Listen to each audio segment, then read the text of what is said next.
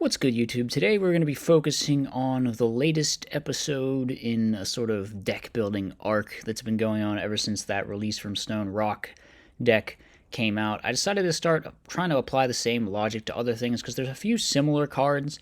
One was Miraculous Descent, and the other is Escape from the Dark Dimension. There might be more like this, I haven't really checked thoroughly, but these are the big ones I can think of where they are basically just call the Haunted from your banished pile for a certain type of thing. So we did Miraculous Descent with fairies, and this time we're going to do Escape from the Dark Dimension, which just brings back dark monsters, and it's basically like a call the Haunted from your banished pile, which is pretty good.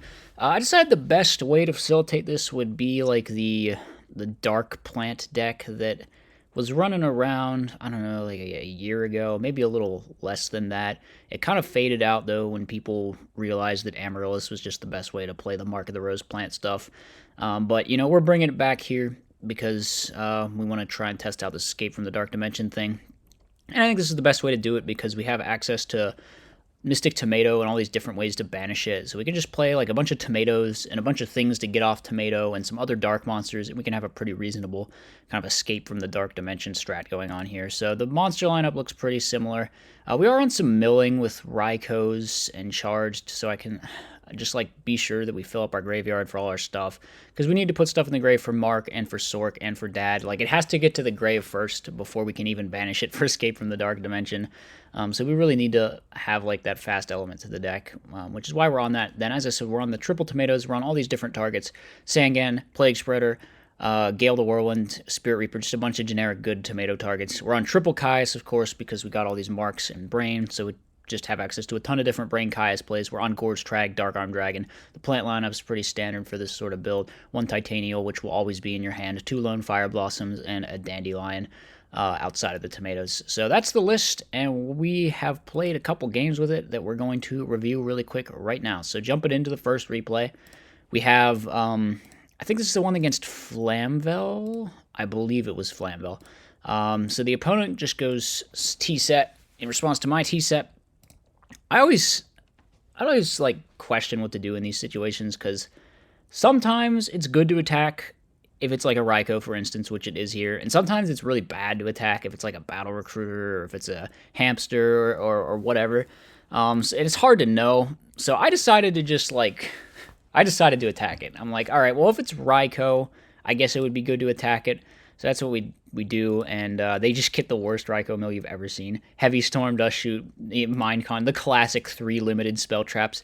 So they draw into Spy, which is really nice. We go Cyber Dragon attack. I figure... See, the thing is, this is kind of a risky play, because if it was bottomless or D-Prison, and the Sidra got banished, and then our Sork is dead for the foreseeable future, that would be bad. But I felt like there were upsides to this play. That I just like wanted to get the Sidra and play ASAP, and there's no point in summoning it if I'm not going to attack.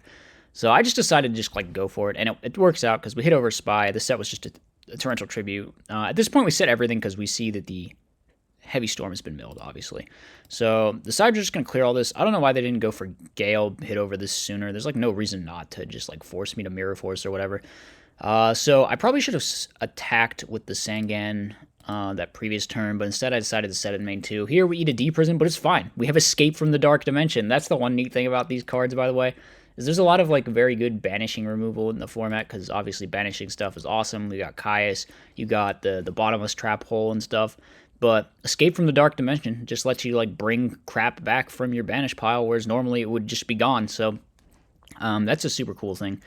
We're setting another one here behind the tomato. I think they accidentally, they just meant to set that Book of Moon, so they set it. We go for Charge, we add a Raikou, and at this point Sork is live. I suspect that the middle one might be Torrential because of how long it's been set, and I've never played into Torrential once.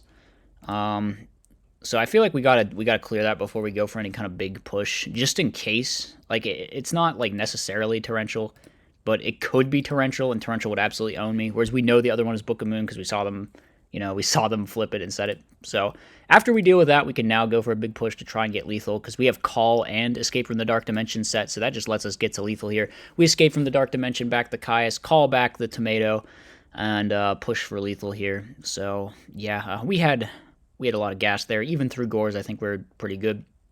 Game 2, this was a game. I think we flipped Dust Shoot here. in response to the Raikou. Got kind of lucky on the 50-50 there because I chose not to Solemn Judgment the Raikou, which, yeah, that could have been rough. We could have gotten our Judgment taken out, but I think we needed to gamble because I really wanted to get that Solemn set too. So here we set everything. They hit over our Tomato. Our Tomato gets into Gale. We go Gale, have the guy, and then try and yoink it with this. And I think we Tribute Summon Titanial. I was really like perplexed as to what to do here. I could have just Black Rosed, and then we would have been on 2 cards to his 2 cards. But one of our cards was Titanial, which is just like a fake card. So I felt like it was probably not worth it. Anyway, he's drawing lots of good stuff here. Hits in with the dog. Okay, we summon Cyber Dragon attack. We get deprisoned. At this point, I decide to force out the Solemn with the Dark Arm Dragon. We go Tomato. He gets another Magician, which means we can just crash the Tomato, go Plague, summon Dad, steal his guy. I chose to preserve the Solemn Judgment, and we actually were fine here, but he top decked Heavy Storm. Okay, that is rough. He should have won this turn. I have no idea how he should just brain control, bounce my stuff, win the game.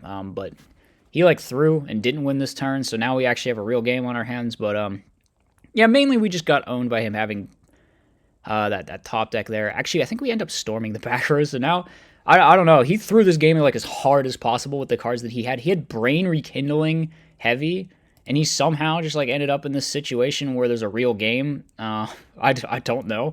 I decide to stack for Plague, make Goyo.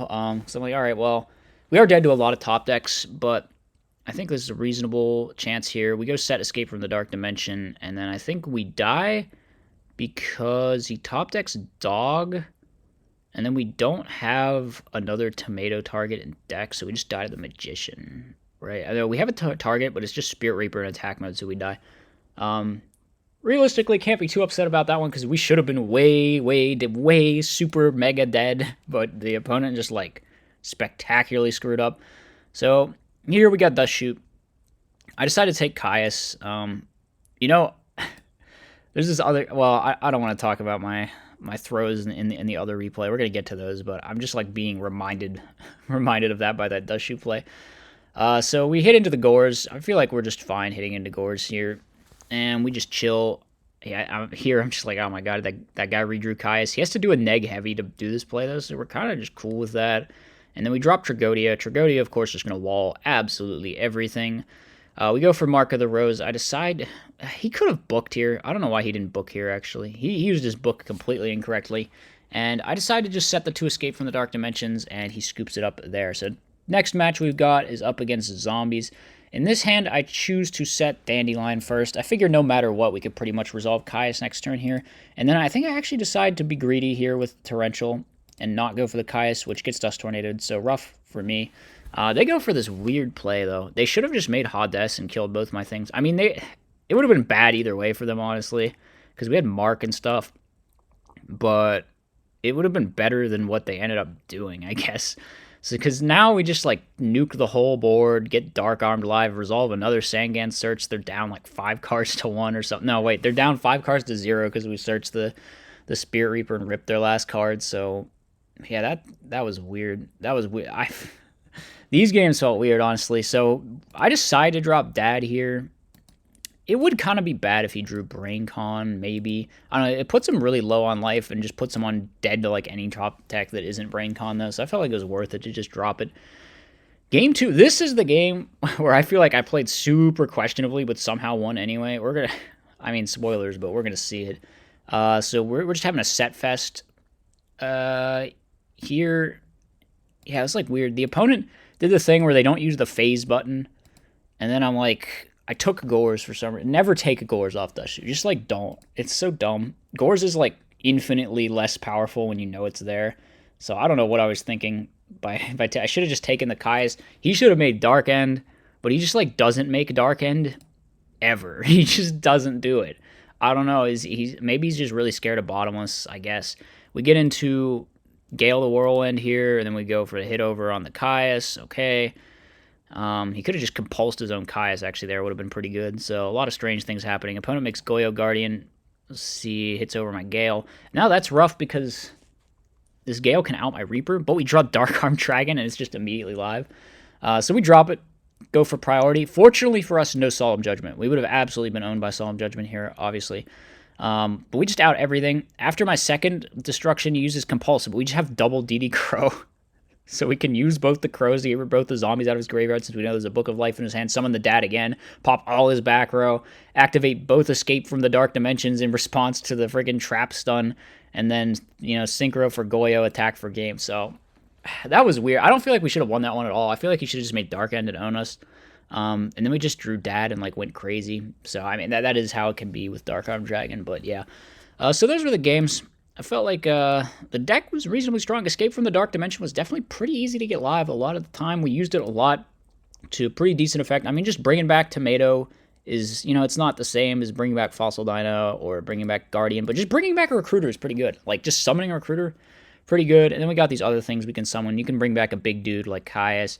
You can bring back a Sangan. So the card felt pretty versatile, pretty strong. I was definitely happy with the build.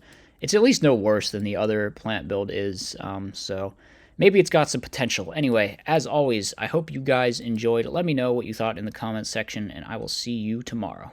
As always, be sure to like, comment, and subscribe. Furthermore, if you enjoy my content, you should think about becoming a channel member. You get access to tons of bonus content, and it's a great way to help support the channel.